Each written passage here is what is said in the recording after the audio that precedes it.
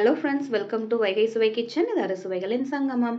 இன்னைக்கு நம்ம வீடியோல பார்க்க போற ரெசிபி பாத்தீங்கன்னா அருமையான அரைக்கீரை கடையில். ஒரு முறை அரைக்கீரையை இந்த மாதிரி செய்து பாருங்க. கீரை பிடிக்காதவங்களுக்குமே பிடிக்க ஆரம்பிக்கும். நீங்க நம்ம சேனலை ஃபர்ஸ்ட் டைம் பாக்குறீங்க, இன்னும் சப்ஸ்கிரைப் பண்ணாம இருந்தீங்கன்னா மறக்காம வைகை சுவை கிச்சனை சப்ஸ்கிரைப் பண்ணிருங்க. நம்ம வீடியோக்குள்ள போலாம் வாங்க.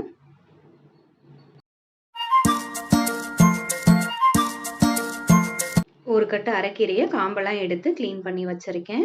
அது கூடவே 1 டேபிள் ஸ்பூன் அளவுக்கு பாசி பருப்பு எடுத்திருக்கேன்.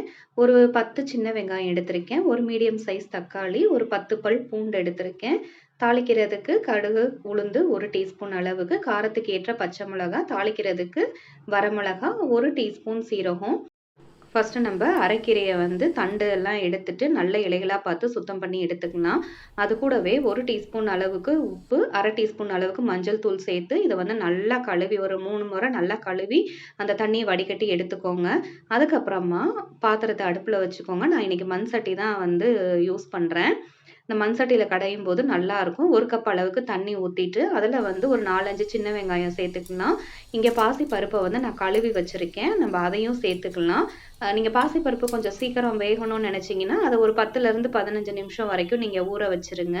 இப்போ இது கூடவே ஒரு 4 பல் பூண்டு சேர்த்துக்கிறேன். இதெல்லாமே உங்களுக்கு நல்லா வேக ஆரம்பிக்கும். அப்போ நம்ம காரத்துக்கு ஏற்ற மாதிரி மிளகாய் சேர்த்துக்கலாம். அது கூடவே ஒரு தக்காளியை முழுசா சேர்த்துக்கிறேன். இப்போ உங்களுக்கு பருப்பு நல்லா வேக ஆரம்பிக்கும். நம்ம அப்போதைக்கு கிண்டி விட்டுக்கலாம். இப்போ நம்ம அந்த பாசி பருப்பு பார்த்தீங்கன்னா பொங்காம இருக்கிறதுக்கு ஒரு 1/2 டீஸ்பூன் அளவுக்கு எண்ணெய் சேர்த்துட்டு நம்ம மூடி வச்சிடலாம். இப்ப பாருங்க இந்த பாசி பருப்பு உங்களுக்கு மலர்ந்து வருது. அதாவது ஒரு 70% வெந்திருக்கும். அந்த சமயத்துல நம்ம அலசி வச்சிருக்கிற கீரையை சேர்த்துக்கலாம். நம்ம கீரையை உப்பு மஞ்சள் போட்டு கழுவும் போது ஏதாவது ஃபர்டிலைசர்ஸ் யூஸ் பண்ணியிருந்தாலும் அதோட கெமிக்கல் இது கம்மியாயிருங்க. இந்த மாதிரி கீரையை நல்லா சேர்த்ததுக்கு அப்புறம் இந்த மாதிரி கிளறி விடுங்க. நம்ம சேர்த்த கீரை எல்லாம் உங்களுக்கு வதங்க ஆரம்பிச்சோன்னே இந்த மாதிரி நல்லா உங்களுக்கு கம்மியாயிரும். அதே போல நம்ம பருப்பும் முழுசா வெந்துரும். இப்போ நம்ம கீரை வேகிறதுக்கு தேவையான அளவுக்கு நம்ம உப்பு சேர்த்துக்கலாம். 1 டீஸ்பூன் அளவுக்கு உப்பு சேர்த்திருக்கேன். தண்ணி தேவைப்படாது. ஏன்னா நம்ம கீரையிலேயே இருக்கும். உங்களுக்கு வேணும்னா நீங்க தண்ணி சேர்த்துக்கோங்க. இப்போ நான் ஸ்டவ் ஆஃப் பண்ணிட்டேன். ஆஃப் பண்ணதுக்கு அப்புறமா இந்த சூடோட இருக்கும் போதே நான் கீரையை கடைஞ்சிடுறேன். நீங்க வேணா மிக்சியில போட்டும் எடுத்துக்கலாம் ஆறுனதுக்கு அப்புறமா.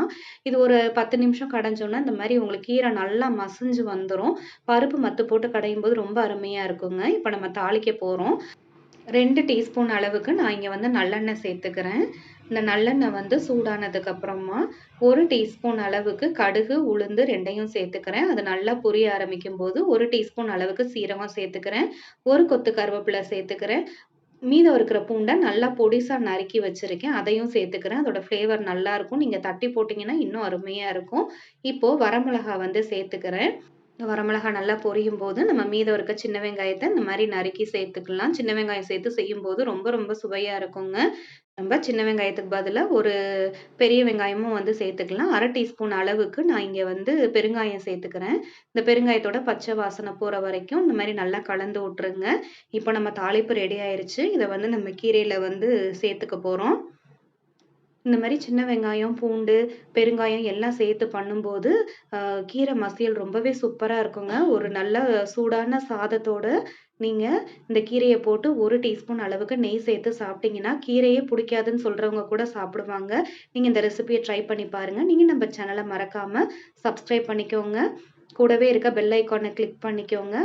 நம்ம போடுற வீடியோஸ் உங்களுக்கு நோட்டிஃபிகேஷன்ல வரும். தேங்க்யூ ஃபார் வாட்சிங் வைகை சுவை கிச்சன். இது அறுசுவைகளின் சங்கமம்.